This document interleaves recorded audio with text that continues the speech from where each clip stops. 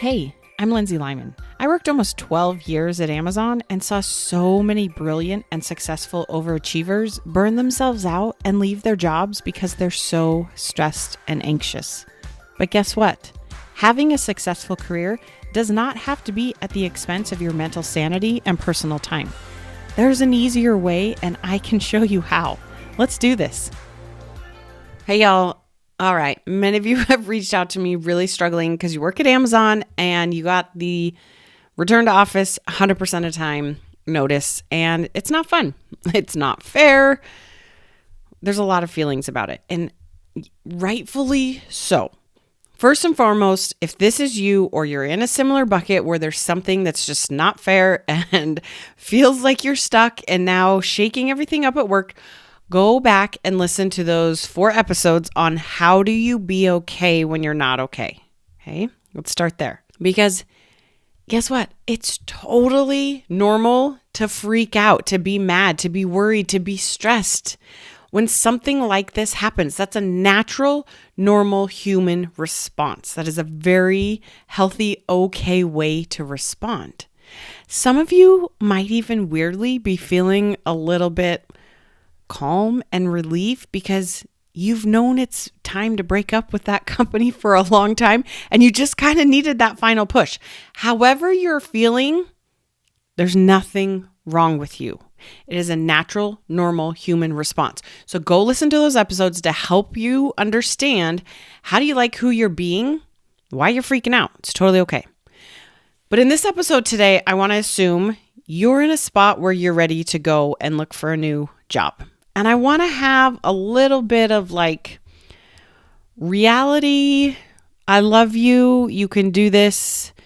But I'm not going to like coddle and hold your hand through this.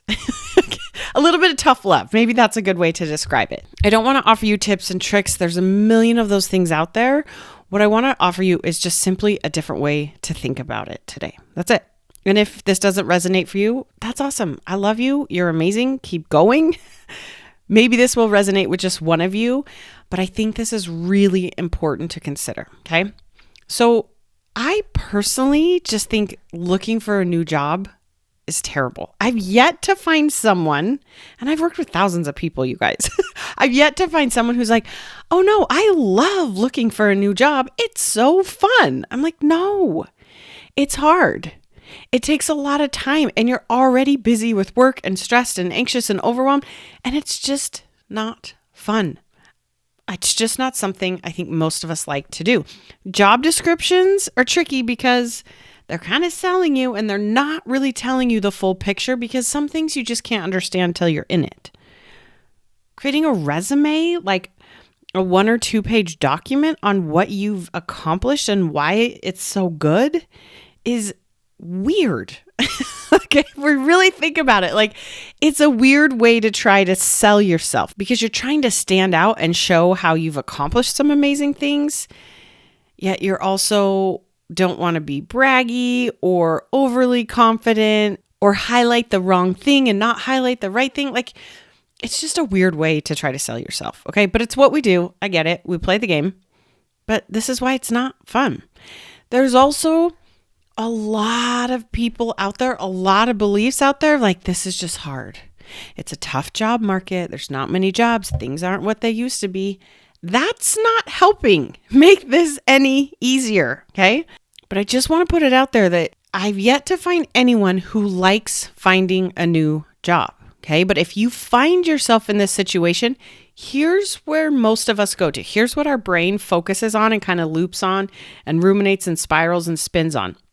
It's a lot of the gaps or the challenges that are out there that make this hard and not fun. Maybe you don't have the exact right kind of experience. Maybe you haven't directly managed someone, but you want to become a manager. And you keep telling yourself this isn't going to work out because you're applying against people that have direct management experience, okay? Your brain focuses on what are the gaps, what are the problems. Remember, your brain's always trying to look for what's dangerous. And what's dangerous is a gap and a problem because your brain also loves a problem to solve, okay? So it's pointing them out to you. But I want to tell you why this doesn't actually really help. Maybe you're limited by location. Maybe you were working virtual, beforehand and now your company's saying you can't, and you don't live in a big metropolitan city area and there just aren't as many opportunities. Okay, your brain's going to obsess over why this is hard, this isn't going to work out for you because you have this big limitation. Maybe the time or the days of the week you're available to work don't line up with a typical 9 to 5. Maybe you need some flexibility in there because you're a parent or you're a caretaker, or you have some other responsibility. That's what your brain is going to focus on and tell you this is a problem, this is why it's not going to work.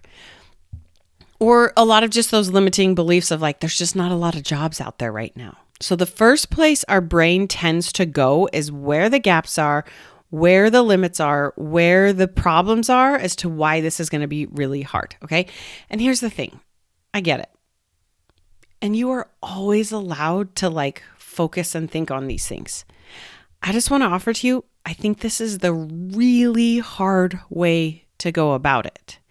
And it's just going to end up with you dragging and dreading your way through it. It can still work. You can still find a new job and obsess over all these gaps and limitations. It's just making it a lot more painful. Remember, I don't think this is a fun thing to begin with.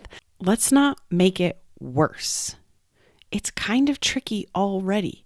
I almost think of it as like you've decided you're going to go and run a marathon. Now, that's going to be hard. You're going to have to train. You're going to have to make a lot of trade-offs and a lot of sacrifice and spend a lot of time running and not doing some other things. Okay. If you decide I'm going to go run a marathon for whatever reason, it's going to be hard.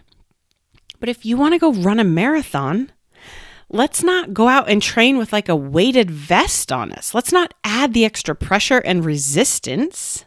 There's a time and a place to add the resistance and the weighted vest on. But if you're training for a marathon, this is not the place. You've signed up to do something that takes a lot of work and effort. Let's not make it harder on ourselves. Allowing your brain and not managing it, allowing it to just focus on all those gaps and limitations is like choosing to run a marathon with a weighted vest on. It's not necessary. Okay. Again, like I said, there's a million tips and tricks and help with resumes and all these sort of things. And I've even done some other podcast episodes on that. Awesome. That's just not what I'm here to talk about today. I want to talk to you about a new way I'd offer to you to think about going about getting this new job. I want you to think about looking for this job like it's a person and you're in a relationship with it. Now, hear me out. I want you to think about, okay, I'm choosing to go into this relationship. I'm choosing to go into the relationship of finding a new job. Okay, that's the relationship I'm choosing to go into. Who do you want to be in that relationship? How are you going to show up? What are you going to give to it? And what are you going to ask it to give in return? How are you thinking about it? What do you say about this relationship when it's not in the room? Are you giving as much as you're expecting in return?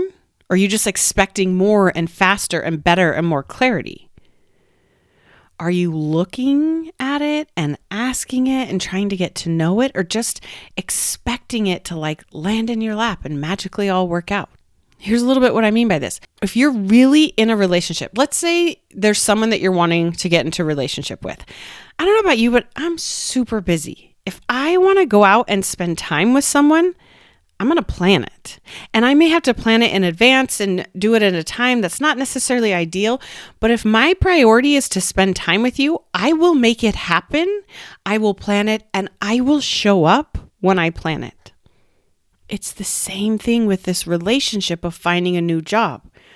Are you purposely planning it? Are you showing up when you don't want to? Are you making time for it? Are you just expecting it to come to you? That's not a healthy relationship. It never ends well. Do you talk nice about it to other people? I think of like, if I'm trying to get into a relationship with someone, I'm going to tell all my friends all the good things about this person. And I'm going to try to tell them some things I'm unsure of. And I want to try to learn more. And I want to look for other good things. And I want my friends to validate those good things or to help me see other ways about thinking about it. And I'm going to listen to them and spend some time getting to know this person in this relationship and looking at it through different lenses. right? In a human to human relationship, you don't go from like complete strangers to inseparable soulmates. You go from strangers to maybe you go out for coffee, and then maybe you go on a date, and then maybe you travel together. It's the same thing as you're trying to build this relationship with finding a new job. Maybe you're going to go out and search some job boards. Maybe one day you're going to start applying. Maybe one day you're going to start making your own pitch for your own job at these companies, right? There's different phases and stages you got to go through, but I want you to think about this as if it was a relationship that you cared about and wanted to cultivate and have a healthy give and take from. Let's look at those limiting thoughts. If all you're focused on in this relationship is what they're terrible at, what they can't do, why it's hard, why it's just not good enough, why you aren't going to find the right fit and this wasn't meant to be, the relationship really isn't going to last or go anywhere healthy and fun. Here's what I offer you to think about. Let's stop thinking about the gap and the problems, and let's get clear on what you want and be open to figuring out how to get there. Remember, this is a relationship. You got to know, am I going into this relationship because I just want to date and hook up casually? Or am I going into this relationship because I want long-term commitment? Who I am is very different if it's casual versus long-term.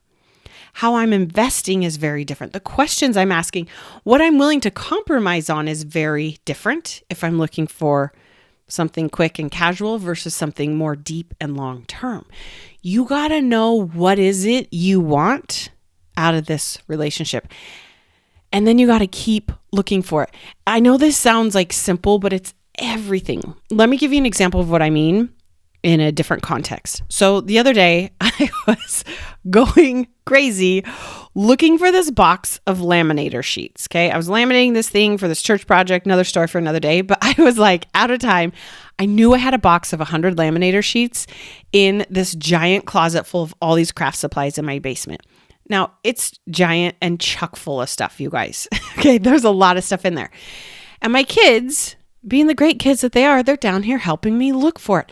But they didn't know what they were looking for. They didn't know what the box looked like. And I was trying to describe it to them, but they're little kids. They weren't really getting it. They're like looking and they're pulling out like a box of paper. And they're like, is this it? I'm like, no, they're pulling out scissors. And they're like, is this it? I'm like, no, that's not what it is.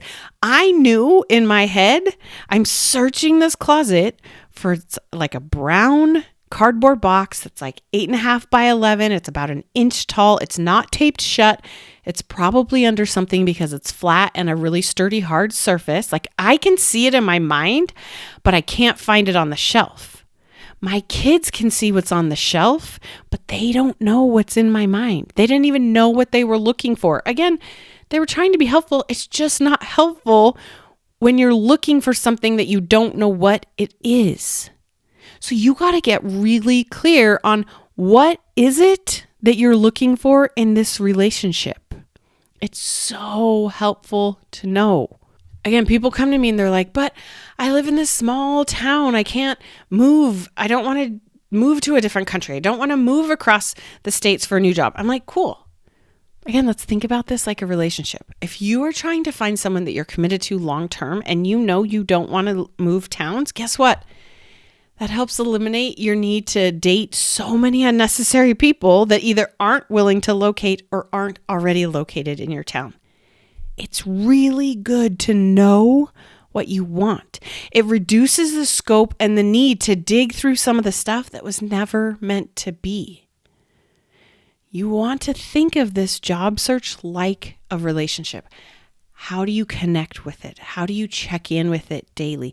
How do you take healthy breaks from it and keep your own identity while you're building this identity together with this new job? Because here's the thing, when emotion is high, intelligence is low. Remember, I started off by saying, I don't think it's actually fun to go find a new job. I'm not here to sell you and tell you why it's awesome and amazing. I'm like, no. But we don't have to make it this huge, dramatic, terrible, horrible, no good, very bad thing. When we're calm and we're just like, okay, I'm choosing to go into this relationship. I'm choosing to find a new job because I want to have a job, right? When you're more calm, your brain is going to give you better ways to go about finding the job. You're going to show up in a fun, creative, authentic, genuine way in that relationship, and you're more likely to find a job that's a good fit. We don't want to trick someone into thinking we can do something we can't. We don't want to get desperate and just take whatever it is that we can that comes along. No, we're looking to have a healthy, long-term relationship. So I'd offer you to think about approaching this in the same way you would a human relationship. All right, y'all. If you're one of those people that is struggling because you got to come back to office and that just doesn't work for you, I see you. You're amazing. I guarantee there is one job out there for you. If there's anything I can do to help, let me know. Sign up for a coffee chat. I'm happy to help however I can. Coffee chat links are in the show notes. But you got this. You're amazing. We'll talk soon. If what you're learning from this podcast is helping, this is just the beginning. Each week, I offer a limited number of coffee chats so that you and I can connect one-on-one and talk specifically about what's going on for you. You'll leave this call feeling more hopeful and motivated, but I'm also going to teach you a few things to try right away to get unstuck. Space is very limited and these are free, so grab your spot before they're gone. Click the link in the show notes or go to lindsaylymancoaching.com/chat and sign up today. You got this.